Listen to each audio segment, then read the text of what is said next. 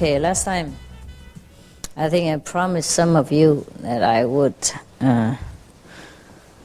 teach you the Shiva way of life. Huh? Okay.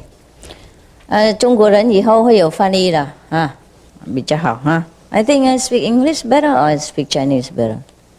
Huh? Speak English, huh? How many of you understand English? Raise your hand. English. Okay. Any people who understand English can can listen. All right. Everyone else, plug your ears on. Okay. You all right now? Okay. I think I better speak in English, huh? Just as a courtesy to you, to the foreigners. Not all of you are English native, but you know, English is international language. I cannot speak simultaneously 3 languages, so I cannot speak every language at the same time here, so I speak English as just as a gesture of how to say, of friendship, yeah, and of courtesy to the foreigners, huh? And the Chinese, who cares about the Chinese? They come here, they sleep here, eat here, and bugs me every weekend. So who cares about, huh? Later, these can be translated into Chinese, and they slowly enjoy. To translate into Chinese is pretty easy for them, yeah, from English. I think so. Don't you? Yes, yes, yes, of course, I know. Okay, look here.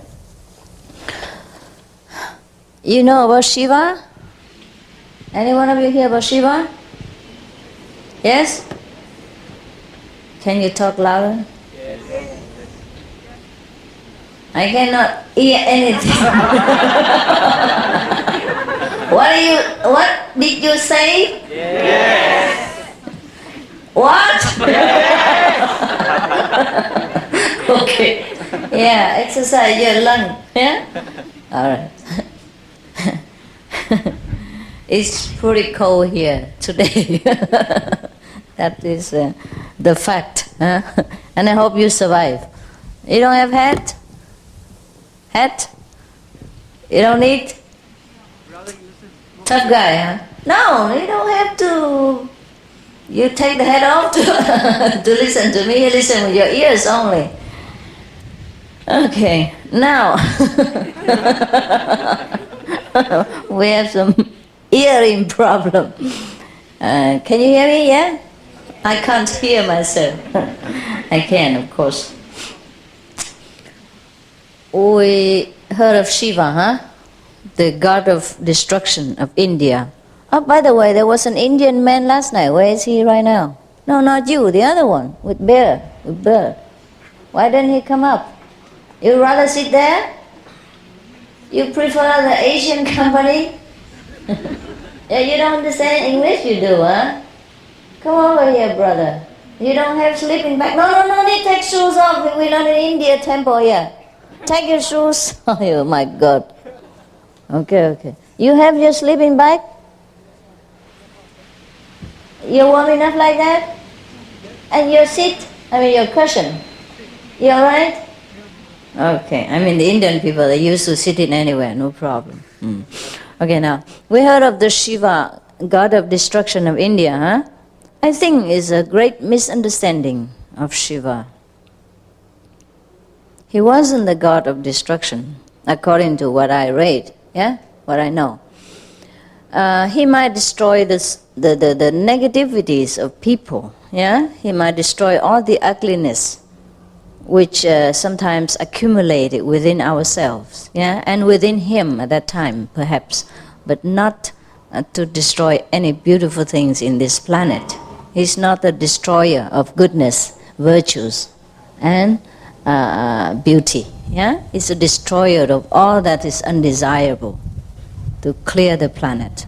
Mind you, all the God has tried very hard since ancient time, but our planet is still like this. Except for Sihu, I don't see anywhere more beautiful. Still here. I have to destroy all the garbage every day. Just now I came down from the mountain, cleaning all the garbage out of the backyard, of their backyard. of my disabled backyard, not my own. Terrible. Every day. Sometimes I scold them for a while, and then it's good for a period of time. And then a few weeks later, out of nowhere, garbage appear again, everywhere. And then they make every new room that I constructed become storeroom. It's not that they need space, they just spread things all over. You know what I mean? You don't need to for example, you can put everything on the table, or you can pile them up in one corner and then don't use the whole space. But they spread, they love to spread, you know, spread garbage. Yeah, I wish they could spread love this way. Yeah, they spread the wrong things. So, I hope you know, yeah, spread love and not the garbage. And the poor old woman have to clean up after everybody all the time. Yeah, we have enough garbage to clear off, to clear away, you know. What would you come in, and cakes and candies and vegetables and noodles and all this wrap, you know, of these have to be cleared up. And I seem I never have enough space here in this center. They always spread around. It's terrible. And it makes me very tired when I'm dragged down into the physical existence of garbage. It's very difficult for me to climb up again and to talk about things that is more noble, yeah, and purifying and more loving. That's why I hate garbage. And that's why I try to keep clearing them all the time. But sometimes, you know, human nature, very, very difficult to clean. And that's what makes all the masters run into the Himalaya. Not the devil chase them, just the garbage of humankind. Yeah, so you see how strong it is, the garbage? The visible garbage is that strong already. Not talk about the invisible garbage that we like to keep in all the storerooms of our heart and the body part. It's terrifying. It's really terrible. In fact, sometimes I don't know how I survive. You know, always have so many garbage to clean. I'm really tired. I love to serve you, give you food and everything, but the way they spread garbage is really tiresome for spiritual practitioners like my great self to clean day after day. Really tiring, you know, it makes you feel so. Slow down. I don't know, maybe you like them, but I don't. I don't like garbage. Make me see red. I'm born Taurus, and when I see red, you know, I charge. Okay, so forget about garbage. Now let's talk about something else better. I hope so. Bless me harder so that I have the inspiration and wisdom and courage to continue to live in this world and to do your job that you don't want to do. Okay, it's a deal?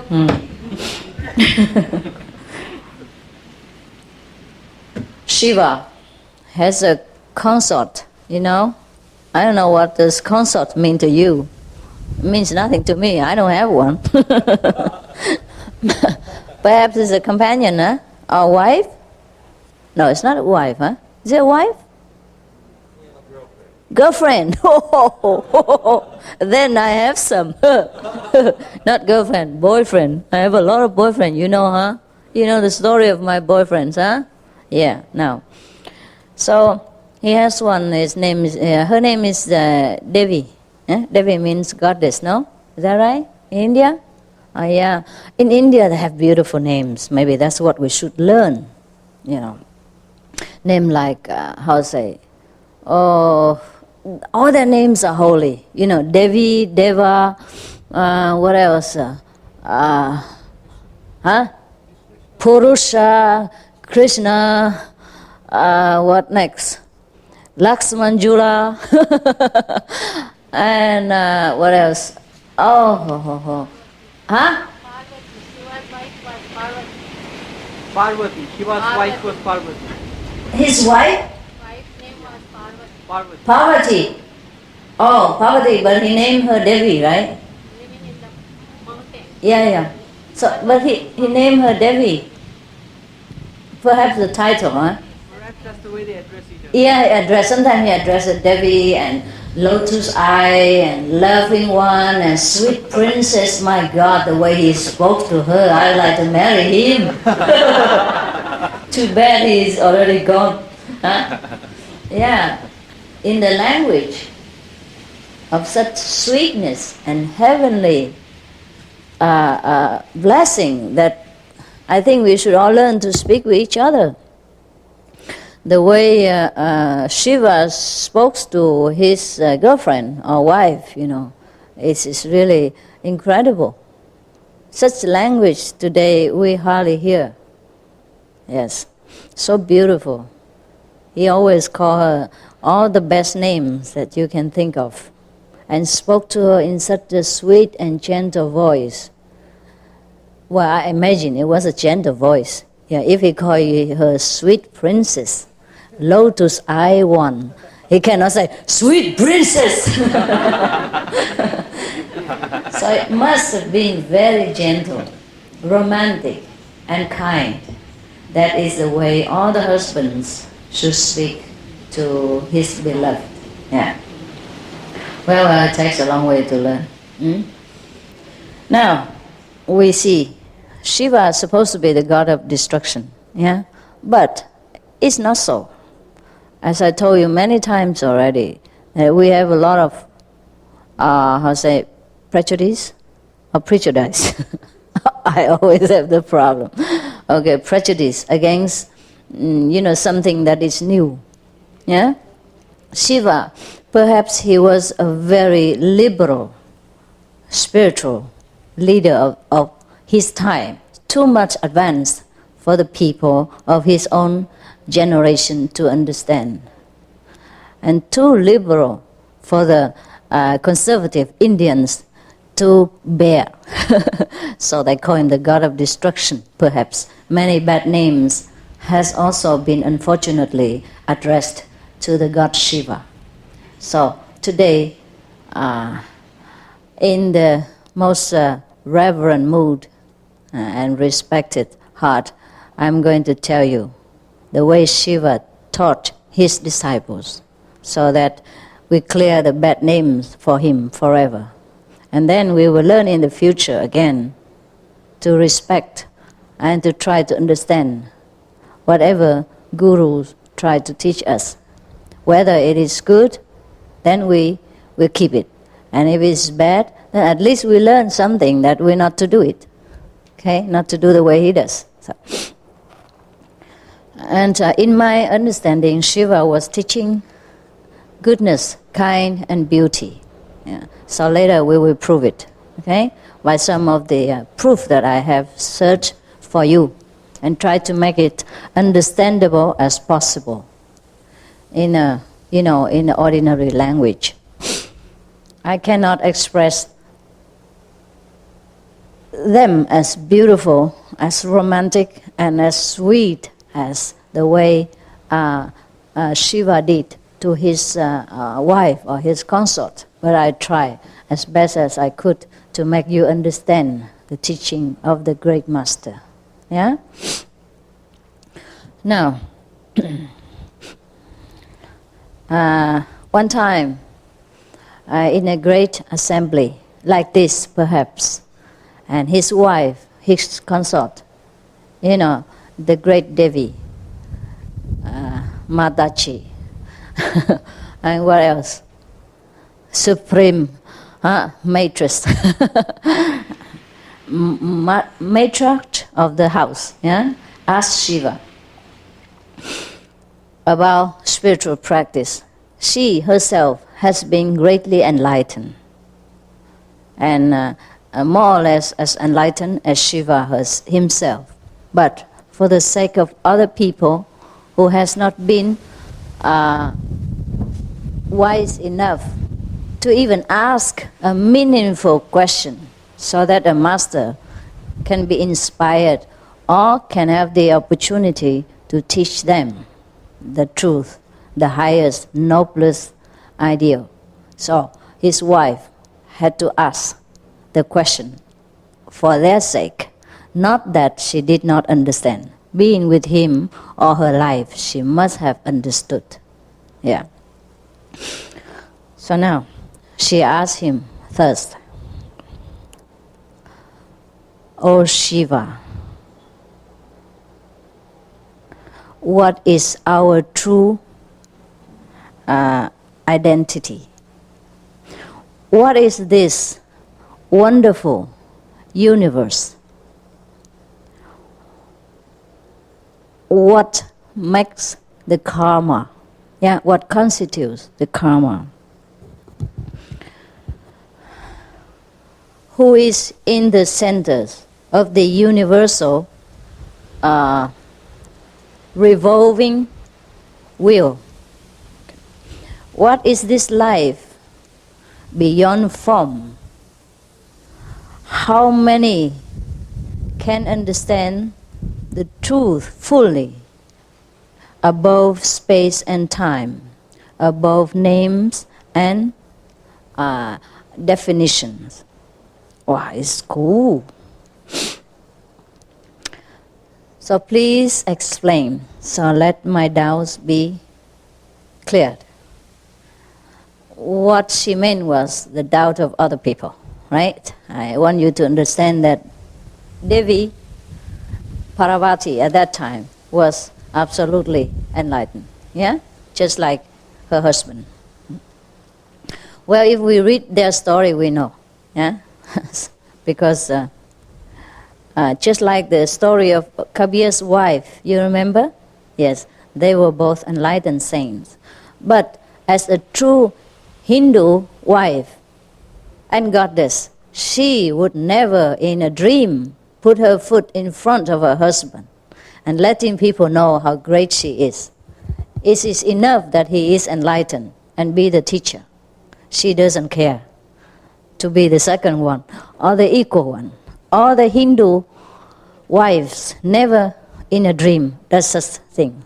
Yes, they are very humble. They always stay behind and does whatever the husband told them to do. That's why, since ancient times, we have so little women masters.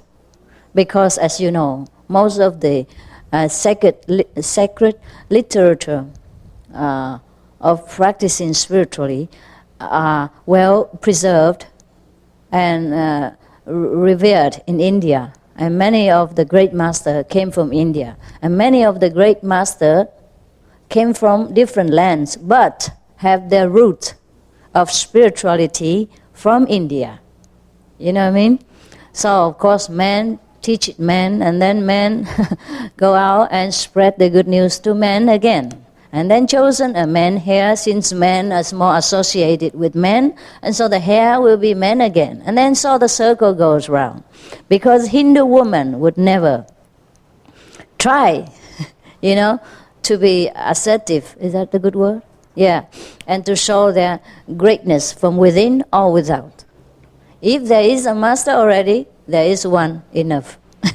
She is contented to cook chapatis, to grill potatoes, and to clean the house for whoever her husband bring home as guests. When you go to India household, the wife always cooks, clean after you, and do everything to make you comfortable, while the husband will treat you as good as a guest and converse with you and try to entertain you in an intellectual or spiritual level. The wife would clean after your feet even. Clean after the food that you left on the floor and make everything comfortable for you. Never spoke to you, if not spoken to. So this is some of the very good quality of the Hindu woman that I would like to share with you, which I cannot learn yet. Luckily, I don't have a husband, so I don't consider anymore. Well, when I learn all this quality, it's too late. right? My husband already picked up another one. And perhaps both of them are struggling to learn still. So it saved a lot of my problem and time. So now I can sit here and talk all kind of universal to you. Otherwise, what do you think? I'd be in the kitchen right now cooking chapatis. Yeah, maybe he's sitting here but don't know what to tell you. All right. So now let's come back to the, I'll say the over 100 way of practice. Okay. After Devi has asked this meaningful and deep question, Shiva lovingly reply. So what does he call her now? The first answer? Radiant one. Wow. You don't even call me that. You only call me Suma. Radiant one. Maybe in America you got apple pie, huh? Huh? Ketchup one. Or French fry. Kentucky. Kentucky French fry. We're talking about this. I have a joke for you. Should we have a joke or should we come to this? Huh? Joke? Okay, joke. We still have that to come to, don't worry. Okay. There were many neighbors living together in one, block, a complex. And one of the wife complained to her husband thus, "Look here, all of our neighbor husbands call their wives in such a sweet and romantic names. And you never call me one like that." You know the story already? No? How come you laugh then? Don't laugh so soon, you'll probably cry later. If it happened to apply to you. So the husband said, what did they call their wives? I never heard anything. So the wife said, the one who lives on our right, he called his wife apple pie. And the one who lives next to him called his wife sweet cherry blossom. The one who lived left to us called his wife, something else. Rosemary. Yeah, rosemary is a very fragrant kind of spice you put into your food, yeah? And the other one next to him called him my lovely pizza. Still, on and on, the other people, other call him my bonsai. My precious bonsai. And the other one called, my diamond, my flawless diamond. And you never call me anything so sweet and romantic like this. So the husband shook his head and said, I'm sorry, but the one who lives on the right side, he's a baker. And the one next to him, what do you call him? Huh? Cherry blossom, huh? Okay. He's a gardener. He plants cherries. Japanese. And the one who left called his wife, Rosemary. He sold herbs. Yeah, herbal things. Yeah. And the other one who called him Diamond, who called his wife Diamond because he's a jeweler. I cannot. I'm a shoe repairer. I can't call you my broken shoe.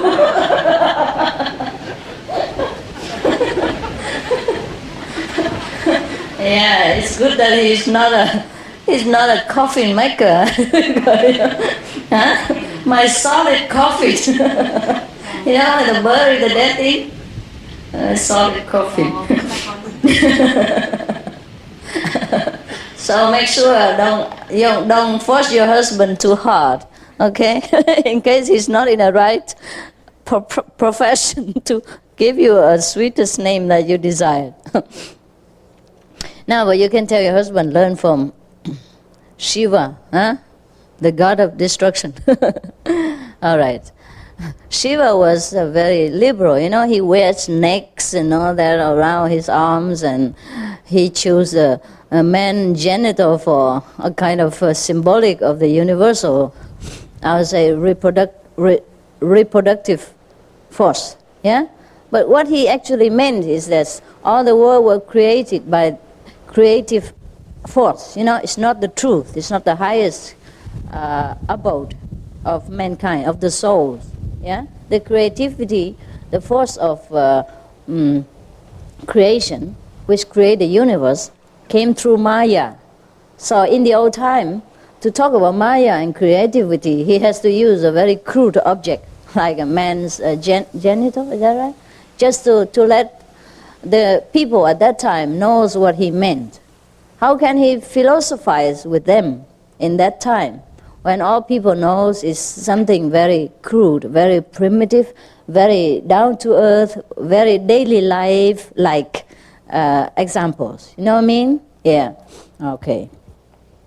Just like Moses, in order to prevent people to kill each other for sacrifice, sometimes he had to allow them to kill maybe goat. If they are not disciples, what can he do? He cannot tell them, eat vegetarian, kill a I would say, tofu goat. At that time, they would not listen. So it is already good enough that he brought them to understanding that you should not kill another human being or a virgin or babies to sacrifice. If you have to, then make a goat sacrifice. And then they will eat them, and they will eat the goat anyhow. You know what I mean? Whether they kill for sacrifice or not, they will kill it somehow to eat. So he make it that way. So people understood not to kill each other. You understand? In each period of time, the master had to live, teach, and make people understand according to the people's level of consciousness and of progress at that time. You should understand clearly.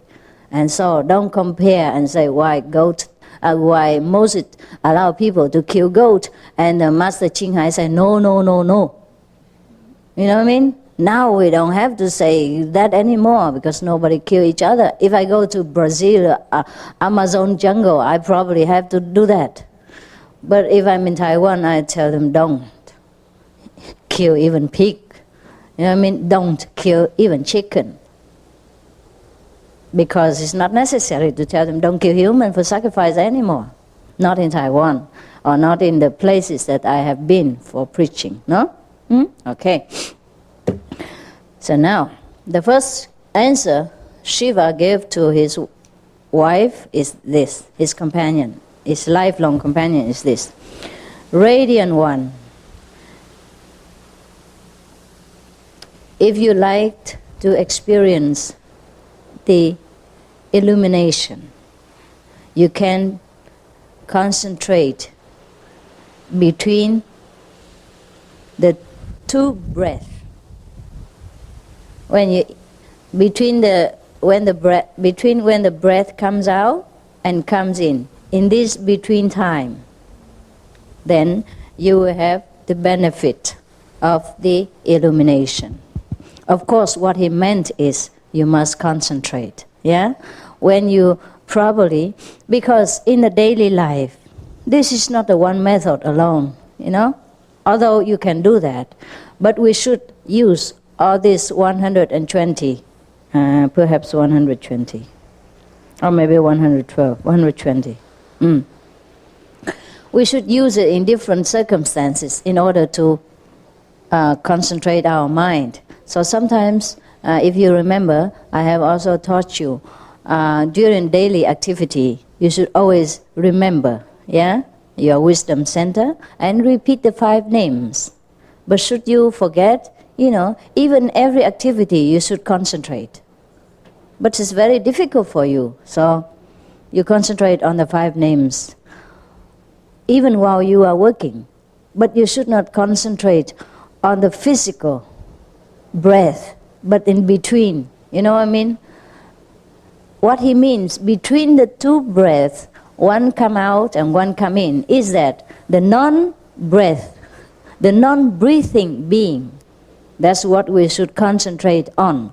That means we should always remember the Almighty, the one without breath, the one that breath is not necessary, the one that breath cannot touch, etc., etc. You understand? This is only for the one who already understood the way of practice. It's not to go out and to teach the lay members of the society that to concentrate between the two breaths. Of course, concentration of any kind brings benefit, but not to the extent as if we know where to concentrate and what to concentrate on. Is that not clear to you? Is that clear? Okay. So, in our daily activities, we have a lot of work to do. So sometimes it's very difficult to just remember the wisdom center. So, in case you cannot, or in case you have to concentrate on your work, then there are ways we can convert work into practice. That's why the Buddha said there are 84,000 ways of practice, and none of them is not a practice, not a spiritual practice way. And here Shiva, to make it short, he can't just sit there and list 84,000 ways of Dharma practice. So he make it 112. That should be enough for you and for us, for me. Okay. So what he means between the breath is that remember the non-being, the non-physical being. So when you remember, I tell you, don't concentrate on the breath. And do not pay attention to the physical sensation. During initiation, you remember? Okay. So that is what he meant as well. That's why he say, concentrate, remember the one between the breath. Not that we concentrate between the breath only, you know what I mean? Continuously so. Because he is afraid, perhaps if he tell you, I suppose, maybe I'm wrong, later we will know, And later maybe we read some more and then I will tell you more. Okay, there's a lot of things to read and we're only the first one yet.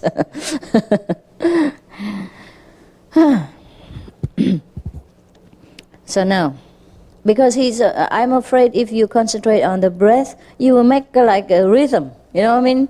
1, 2, 3, 4, 5, 6, 7, 8, 9, 10. And later, suddenly, someday, you experiment a state of non-breathing, and then you probably don't know where to turn to for concentration. To go further than the breath rhythm. Then you get stuck there. The second advice he gives to his wife and to all beings is this.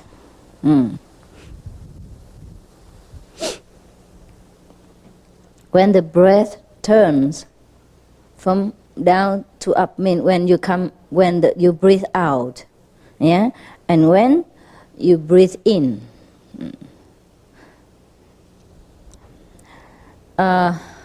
you do not follow the breath, but when you breathe, for example, if you are an athlete, maybe you are just running or you do some errand and you have to run fast, then do not just try to give yourself up to exhaustion. For example, when you breathe too hard, like this, then you should not lose yourself in the running, but try to make use of the if you cannot concentrate on anything else because you have to run, like you have to do sport and you have competition, then you should better just realize that the breath is coming, the breaths come out, and then try to center yourself, in the being behind all this breathing and behind all this exercising, in order to centralize yourself, to be self-centered. And at that moment, you will also be, even though running, you will also be experience enlightenment. Yeah. And so, of course, it make your work easier. I hope I understood him and explained it correctly. If not, you can tell me later. If you know something better, you tell me, okay? The third.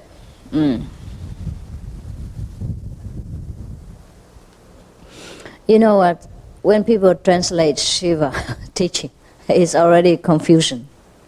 Because the one who translate not necessarily did understand him. Yeah?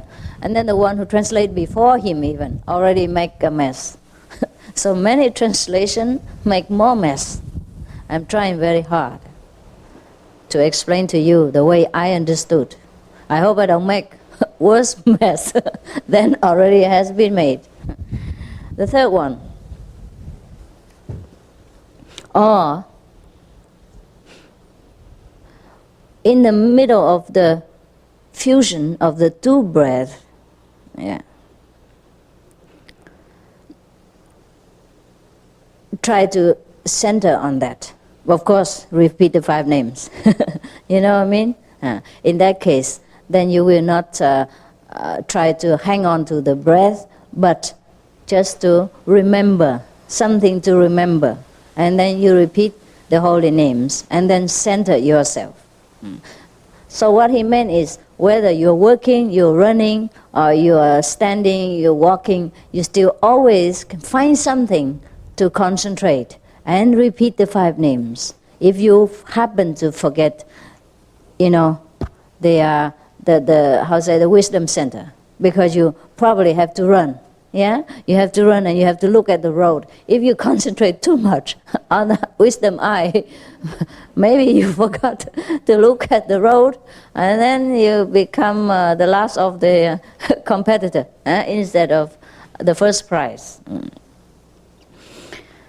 Because this person do not, when he translated, perhaps he overlooked what Shiva meant inside by telling him to remember the breathless being, or the energyless, energy field, you know what I mean? Like a gate without gate, and gateless gate, and things like that. Yes, it's very difficult for anyone of any level to understand a master's secret teaching.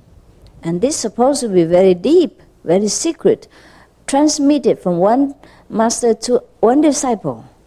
And if a lay person happen to hear it, he probably get confused. And never mind translating it, and then translate it from another translation. And that would be more confusion. Yeah. So I try my best to make it clear for you.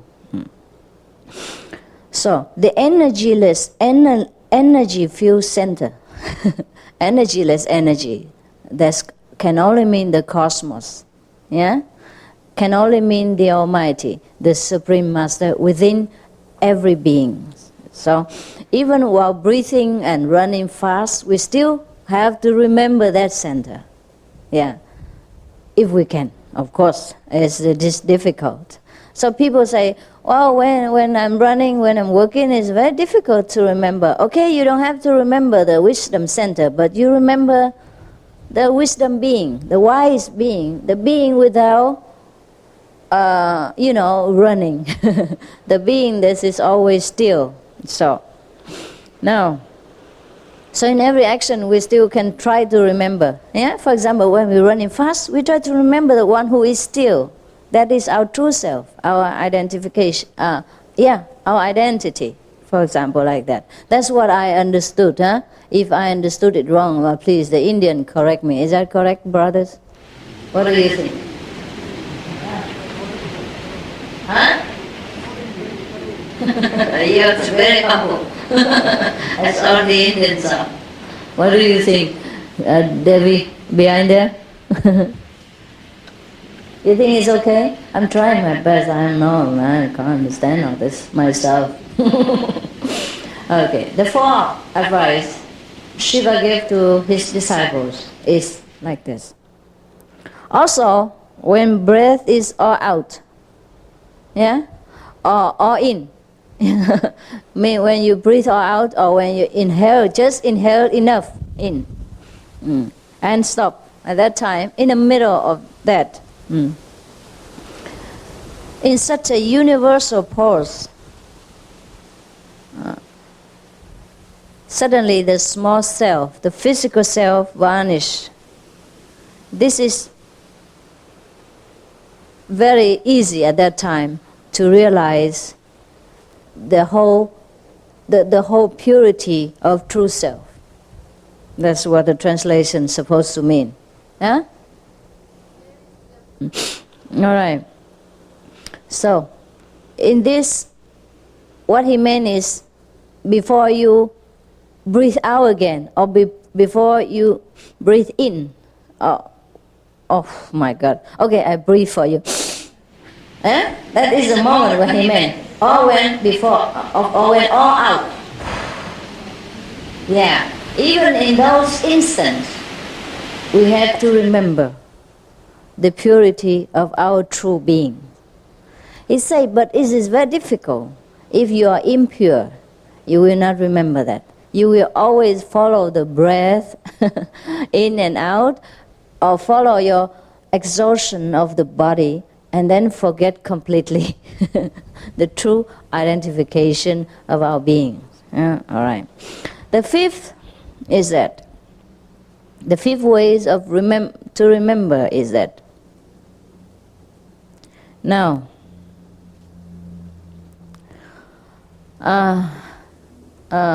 sometimes you forget, right? So you try to remember by considering your own essence as light, and it come in, saturating throughout your body. At that time, you try, by remembering so, you will awake the liveliness within yourselves, awaken the true life force within ourselves again. Of course, at that time, don't do the guan, because you can't.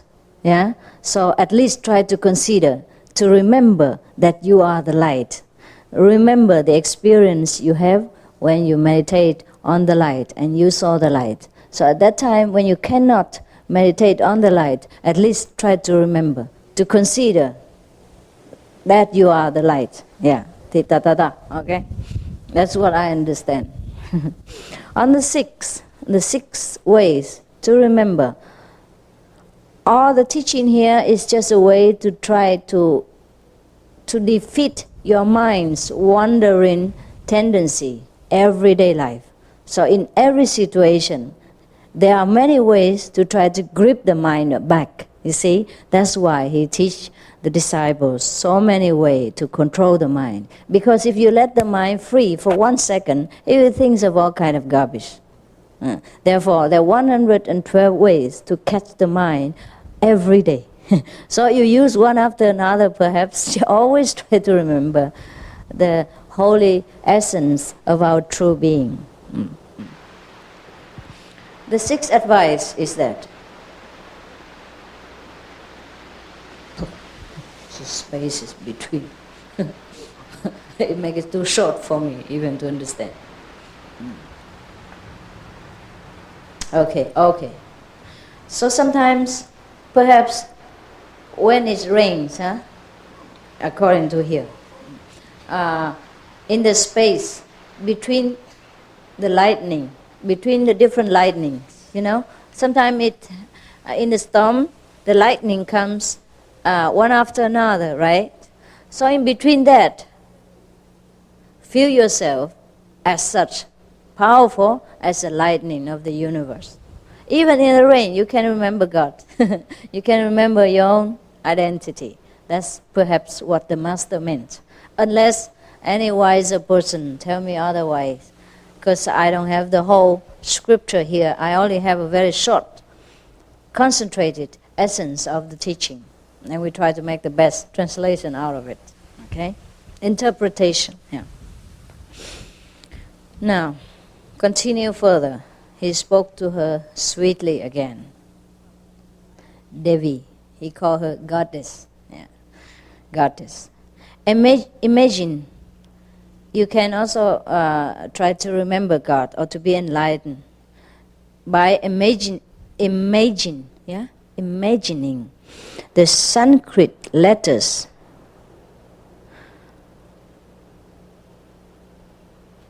First, as they are letters, for those Americans, I don't think you should imagine the Sanskrit letters, but the alphabet. It would be wiser for us. Yeah.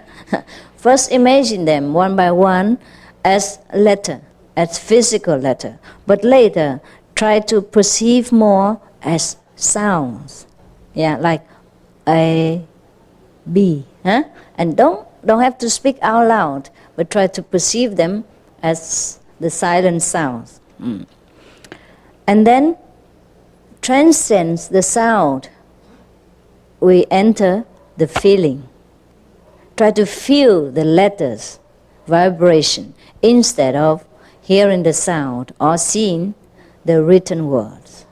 Is that clear? Okay. Suppose you are a teacher. You have to teach ABC or English. Then perhaps in some moment of the repose, right? Yes, you probably cannot concentrate right away. Or you have to have a lunch break. And your mind is still full of A, B, C, D, E, F, then you make use of that as well. Turn around and meditate on it. At least you concentrate. You know what I mean? Suppose your mind is always full of work and you can't just in a moment of silence become immediately tuned in back to the 5 names or back to whatever awareness that you desire. Then we make use of the situation. Yeah, and turn that into a concentration method and meditate, concentrate until we can be aware again of our awareness and we are back to our control again. Then it's okay to repeat the 5 names and do the Quan Quang. Suppose, you see, just like the American people say, if somebody give you lemon, make lemonade out of it. What else can you do? It's too sour. So we add some sugar and make it into a refreshing drink, or honey, So similarly, our mind is a wandering horse all the time. So in every situation, we have to try to use his own wandering power to turn it back into our own advantages of concentration. Now you understand? Like yesterday, we say the weeds in the garden. If we cannot weed them out, then love them. Or try to make something else. Try to make salad out of the dandelion leaves. Yeah, that makes excellent salad and very nutritious. In fact, in Germany now, because it's so much developed, the wild land is very hard to find. So those dandelion are a rare species. And so if you want to buy them in the market, it's expensive. Yeah, more expensive than ordinary salad. I'm not kidding you. The German people, do you know? Is that true? Nobody live in Germany anymore. You know, huh? You have the same in Switzerland, also more expensive than ordinary salad. Yeah, I guess so. Because people don't go into the wild anymore and pick these things. So the few who does, sell them in the market, and you don't get that many. You don't get plenty. Yes, I know that. Last time we were in Germany, just recently, I showed them, these disciples. This is what the one we want to pick yesterday, and I used to pick before, and they wanted to buy it, and they're expensive, more than the other salad. So don't look down upon these wild things. Nowadays, wild things are more expensive than the cultivated things. In the old time, it was contrary, right? Why we go to eating right now? Terrible. I must be hungry. I didn't have my lunch yet. Okay. All right. Okay. Let's go back to the Sanskrit letters. All right. If you are Indian, of course, you imagine the Sanskrit letters first as a written word, and then as the sounds, and then as a feeling, and then after finally leave all of them and be free. free of all thinking or imagination or feeling or nothing. Just sit there and enjoy. Okay? All right. Now, number 8.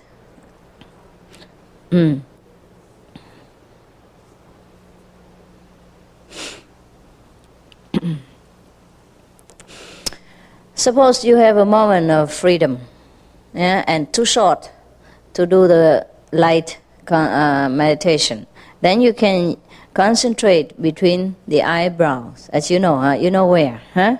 Yeah, wisdom center perhaps, and let your mind concentrate on the space before every thought arises. You know where it is, yeah? Before all thinking started, before all desire sprout up, concentrate on that. Perhaps in a Buddhist term we call it emptiness, huh? Empty space. Or we call them, well, yes, the mindless place, yeah? Things like that, or the gateless gate. All right. And then, whatever form supposed to come to your mind at that time, or maybe your own form, let it be filled with the universal life force. Imagine, maybe. And then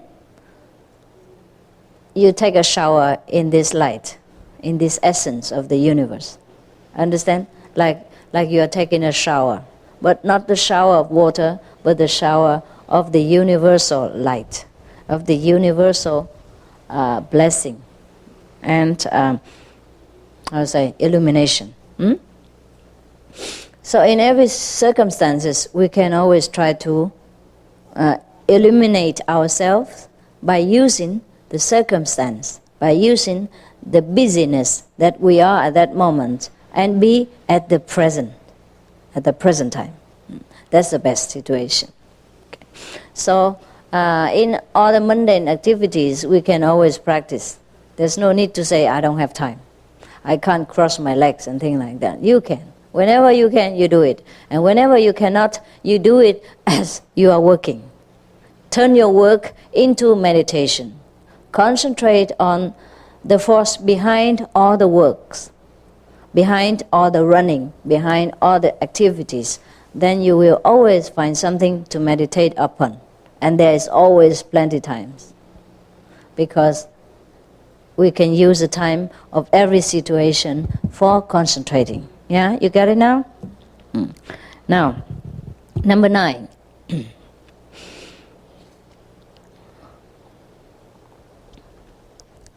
You can liken your 5 senses as the 5 colors of the peacock tail.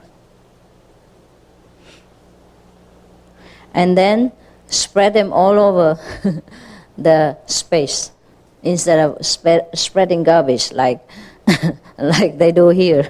Just spread the 5 color peacock tails all over the universe. Fill them with colors. Fill the universe with color. But these colors are supposed to be your 5 senses. Understand? Perhaps smelling, tasting, touching, these senses.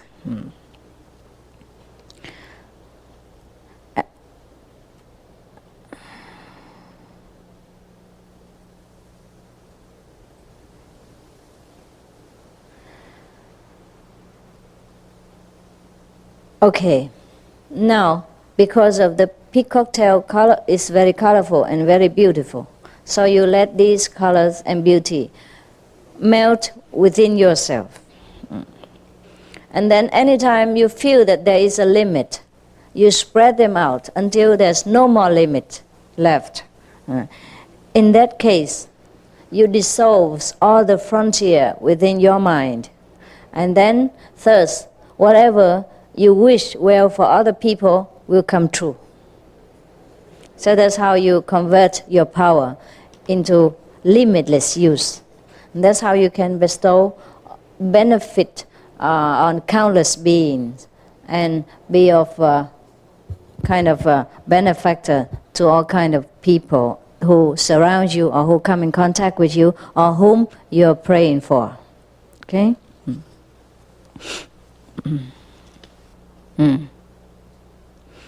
You You can also close your eyes, yeah, and try to see your inner being in all details. And thus, while you're concentrating on the inner being, then you will see your true nature. Try to understand if you can. If whatever the method you cannot use, just leave it. And number 11, place your whole attention in your nerves, yeah? And you should know that the nerves are so delicate as the thread of the lotus within the lotus itself.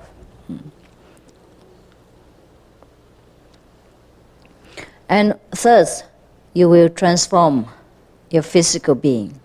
What he meant is, if it's so difficult to control the mind and try to make him concentrate on such a delicate pattern, just as the nerves in our body. You understand what I mean? Because you have never seen them before.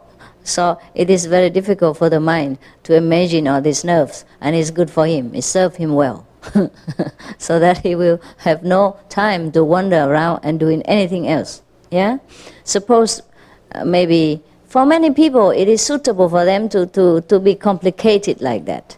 Yes, because not all beings are alike. Not all people are the same. So if for everybody to try to concentrate, he probably use a different kind of concentration, a different situation. In the Himalaya, perhaps you don't need all this complication. You only look at the snow, and then you froze. You froze in time and space. And the mind cannot run anywhere else. Because after a while, he used to with emptiness, whiteness, and of the emptiness of the mountain. There's nothing there for him to fancy. After some time, perhaps all the desired, all the habitual patterns that recorded in the mind will be exhausted, empty. And then he doesn't fill it back in with newspapers or television or bad movies. Then it stays at least half empty. That's why many masters favor Himalaya or the desert. Yes, I stay in the desert myself too. It was beautiful. For sometimes, maybe 2 weeks, until one day it was something. It was very cold, and I nearly collapsed, and I had to run back to the house, into the city. Not the city, but another place. It's a house, because in the desert where I stayed there was no house, no water, no electricity. There is water, but we have to go and fetch it back. Very far away, about 2 kilometers or something. It's not directly from the tap like that. And there's nothing in that desert. Only dry shrubs here and there, and mouse. And, we have rabbit. The desert rabbit is so small, you can't imagine. You would thought it's a mouse. Yeah, pretty small, but looks like a rabbit. Yes. Just like me, I look small, but I'm a human being. Perhaps there's not much to eat in the desert, so the rabbit becomes smaller, smaller, and smaller. Yeah. So now let's see what else. All right. Number 12. Closing the 7 openings of the head with your hands. And then the space between your eyes will become all-inclusive. You know what that means already, don't you? Yeah? All this is boiled down to wisdom center. A different way of, talking about it. Just like I talk so many things, but it boiled down always to Guanyin method. I go to make different lectures, different tempting dishes, but only after at the end I give them only one. Guanyin method and the light. Okay, now number 13. this is for the people who probably cannot concentrate well, So using different kind of helping tools, Just like sometimes people write to me and say, "Wow, it's very difficult for them to concentrate on the light."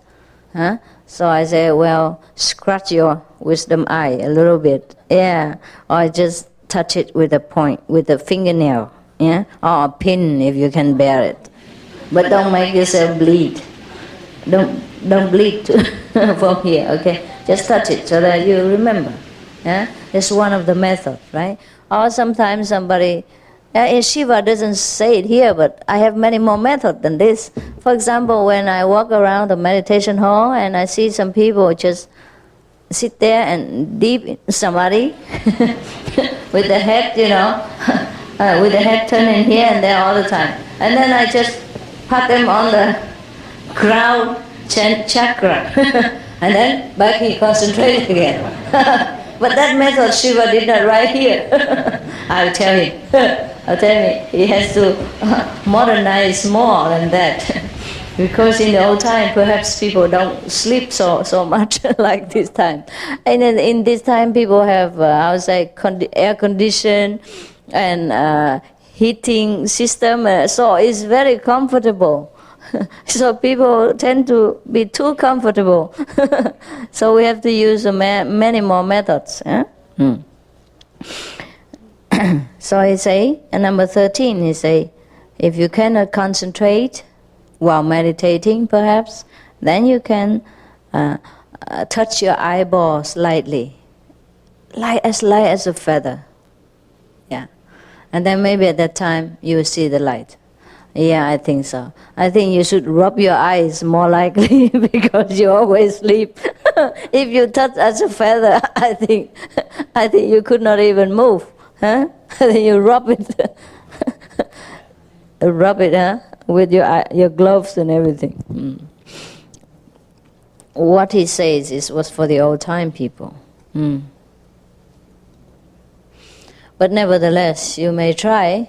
If you cannot concentrate, the effort that you use with your fingers to touch your eyeballs as light as a feather, it must be concentration. You know what I mean?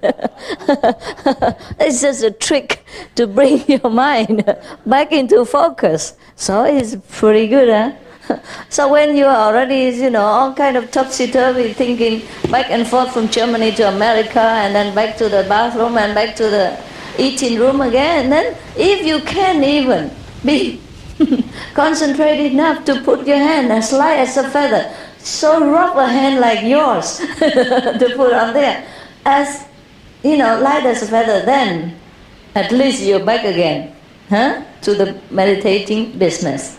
So I think the master was very clever, Shiva was very, very clever. He destroyed all kind of bad habits and negativity within us, using all kind of method. Now, number 14.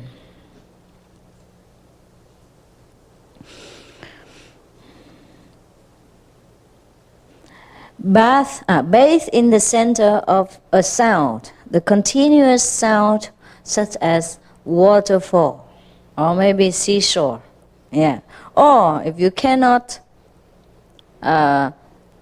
because sometimes in the public, then you cannot do the Kuan Yin, Then if you are at the seaside, perhaps you bathe yourself in the sound of the universe, of the nature.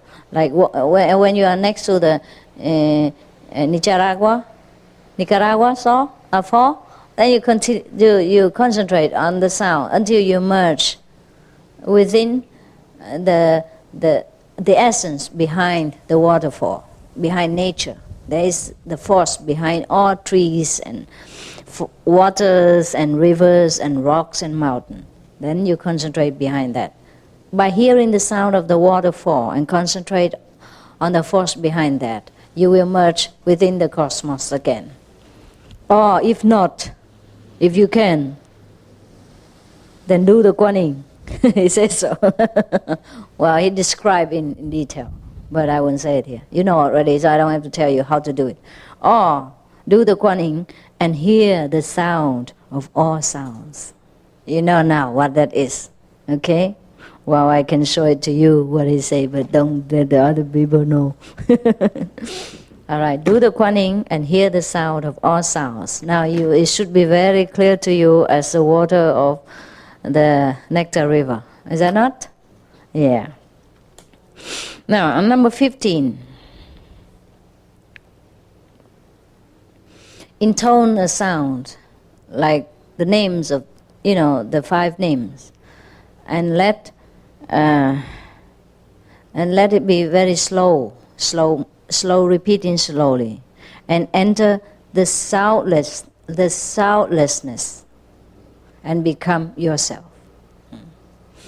Sometimes you remember, you say you can't concentrate, and you are disturbed, and this and that and other. So I would advise you to repeat the holy names for sometimes, maybe 15 minutes, maybe half an hour, maybe an hour, loudly, while no one else around you.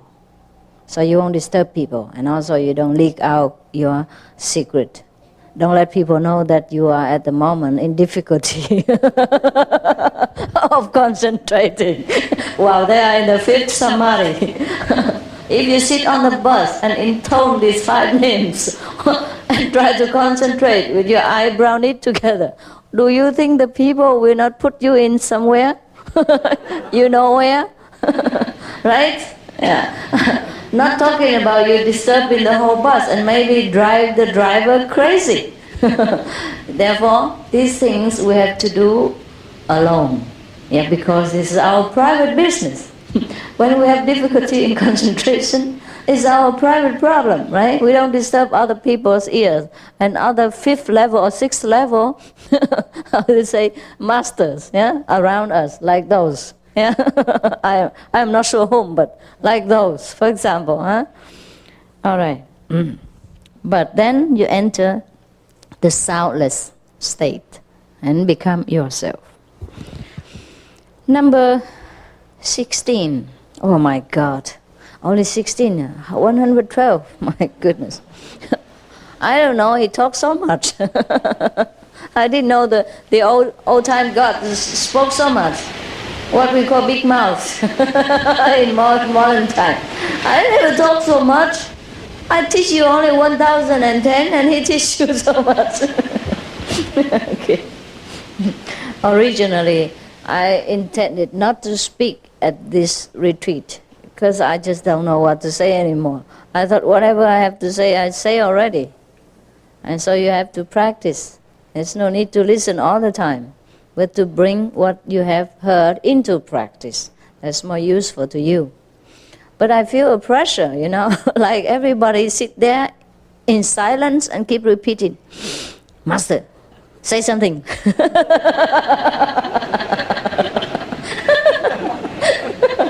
Master, speak up.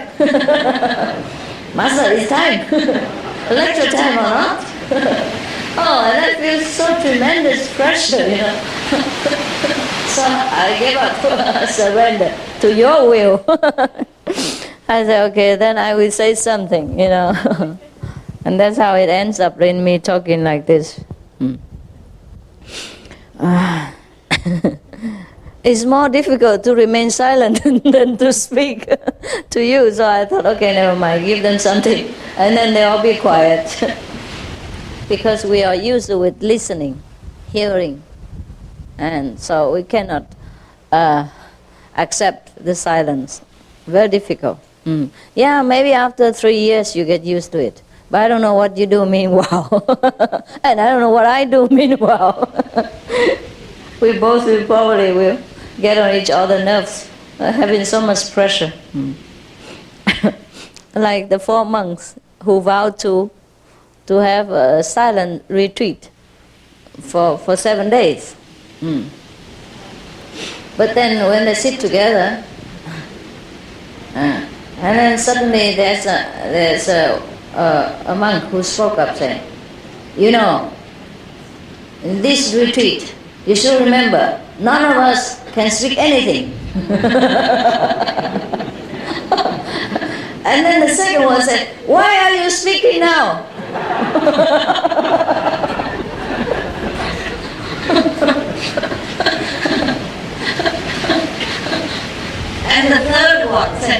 my God, you both broke the precept.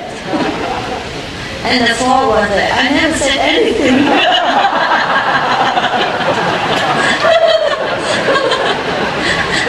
I'm the only one who haven't spoken at all.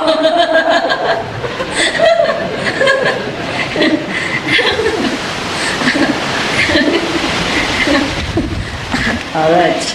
I'm also the only one who never spoke here.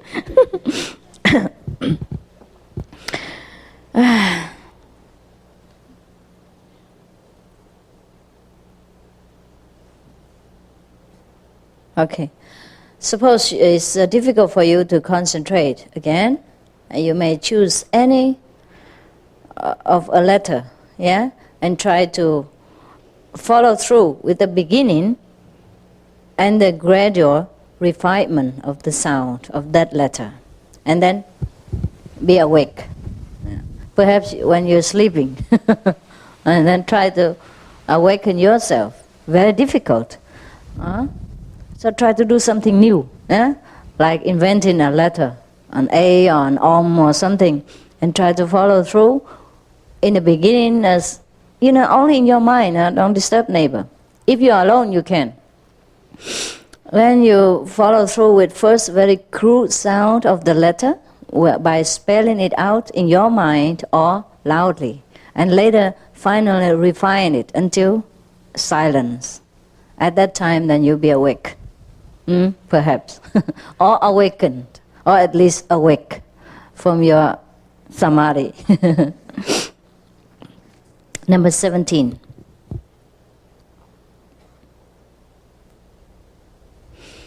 While listening to any string instruments, try to hear the composite central sound, and thus become omnipresent.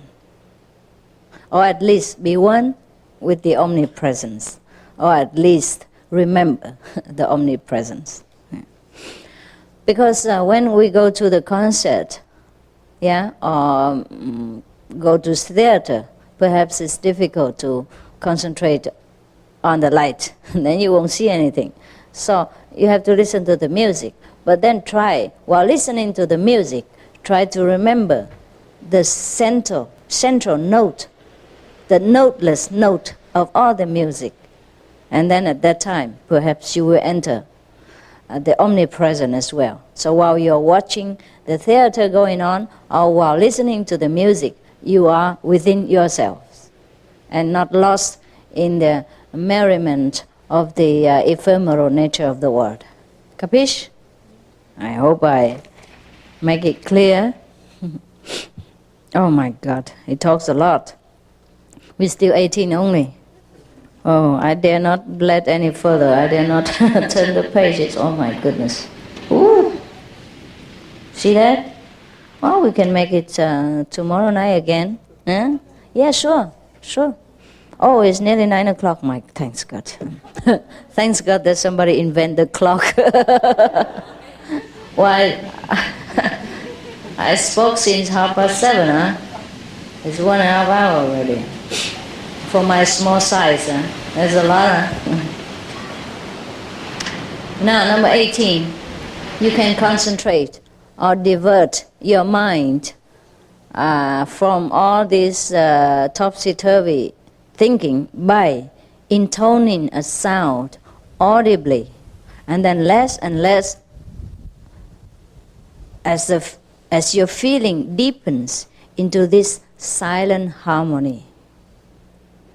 First you intone audibly, and then less audibly, until you enter the silence and become harmonized with the universe.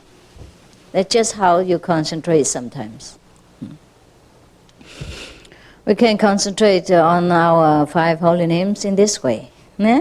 And no need to search elsewhere. Since it is already very difficult for you to remember the 5 names, I think you should not have to include another name or another letter to make more confusion. Yeah? So if you remember, then do that. Yeah? If you remember. If you cannot, of course, then grab anything that your mind just think at that moment. Stop him. Stop him right there and just do our business. Yeah, and let him forget that what he wants to wander and where he wants to go to. The mind always wants to go somewhere and do something inside. So we stop him right where we remember, yeah, and turn around, concentrate. Yeah. Probably at that moment he was thinking of ice cream. Huh? So if you continue to follow him, he will bring you to the ice cream shop next. And then will empty your pocket and your time into that ice cream cone again. So the moment he think of ice cream, if you are meditating or at home, and if you don't want to go out in the cold weather to fetch ice cream, if you don't want to waste your time on that, or if you say tomorrow I go to town and by the way I will feed you ice cream. So now you turn the ice cream letter into screaming loudly, and then follow the letter until it's less and less loud until you enter your harmony again. And that's how we turn around and have victory over the wandering mind. Number 19. I speak until 9 o'clock, okay? Now you watch for me. 5 minutes and I stop that right there, okay? Number 19. You can also concentrate by imagining the spirit simultaneously within and around you until the entire universe become spiritualized. Wow. That's difficult or not? Can do, huh? Huh? Can do. Try. Sometimes when you meditate, you cannot have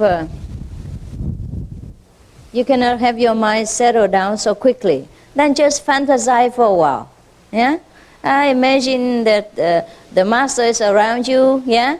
Imagine that the Supreme Master within you are all over the universe, and then enter that spiritualized personality of the inner master. Yeah? Then you also feel comfortable. At least your mind has something to think about. It has something to think all the time. So make him think what you want, instead of let him think of all kind of worries and anxieties and all kind of useless things that we can never do anything about. Yeah, we let him think of the master. Imagine the grand spirit of the master is within us, without us, surround us, and all over space and time, until we enter that spirit. Then we are in samadhi anyhow, right? So that's how we use the mind's ability to defeat himself, to defeat the mind itself. Perhaps that's what the master meant. Perhaps, okay?